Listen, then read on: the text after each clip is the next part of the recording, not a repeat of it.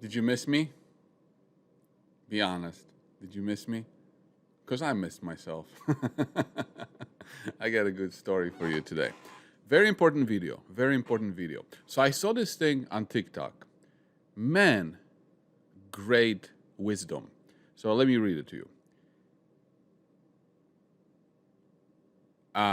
Before he died, a father said to his son, "Here's a watch that your grandfather gave me. It's almost 200 years old. Before I give it to you, go to the jewelry store downtown, tell them that I want to sell it and see how much they offer you." The son went to the jewelry store, came back to his father and said, "They offered me $150 because it's too old." The father said, "Go to the pawn shop." The son went to the pawn shop and came back to his father and said, "The pawn shop offered me $10 because it looks too worn out." The father asked his son to go to the museum and show them the watch. He went to the museum, came back and said to his father, "The curator offered $500,000 for this very rare piece to be included in their precious antique collections." Then the father said, "I wanted to let you know that the right place values you in the right way.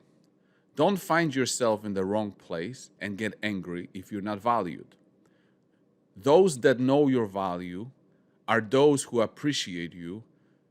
Don't stay in place where nobody sees your value." The moral of the story: the value doesn't decrease based on someone's inability to see your worth. What does this mean for our stocks? This is perfect for our stocks. You have a watch that various different markets are valuing it based on what they see, right? And so the jewelry store offered $150. The pawn shop offered $10, museum offered $500. So let's use three of our companies: PLUR, Aduro, and VXTR. So let's think about PLUR.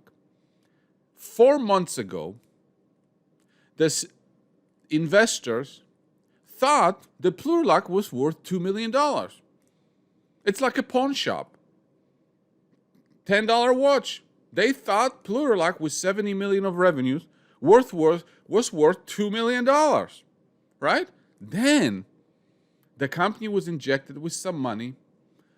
The company signed up some investor relations groups.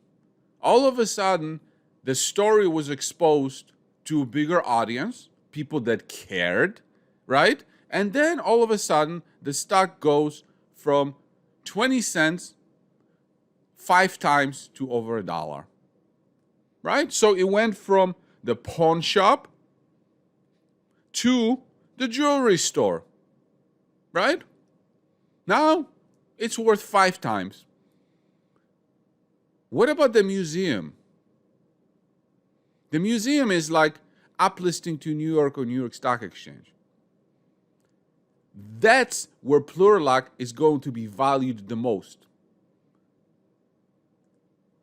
That's where you're going to find out what PLUR is truly worth. Because on a Canadian Stock Exchange, that's just a pawn shop.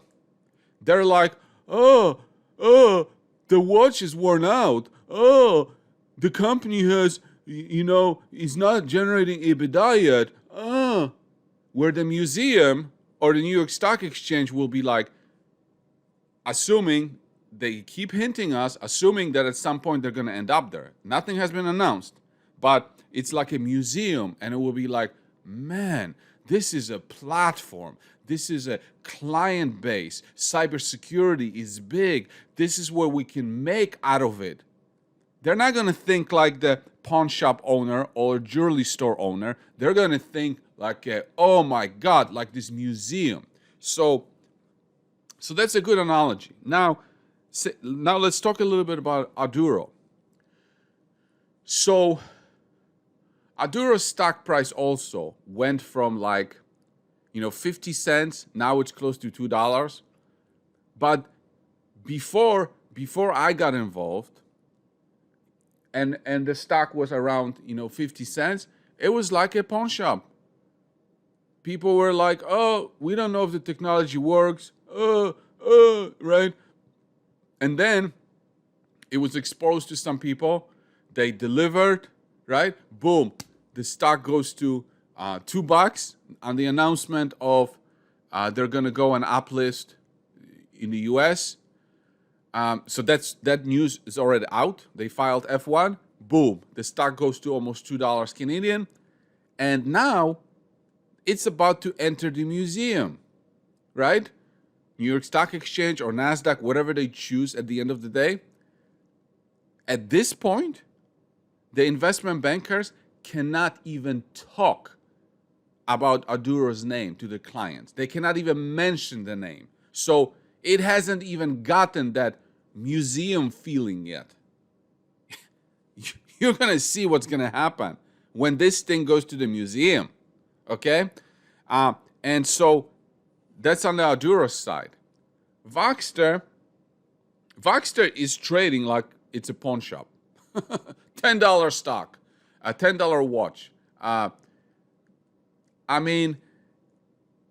People on this exchange, the retail people, they have no idea what's going on. They have no idea about, it's trading like 20% of the breakup value or something like that. And we're not even talking about the upside.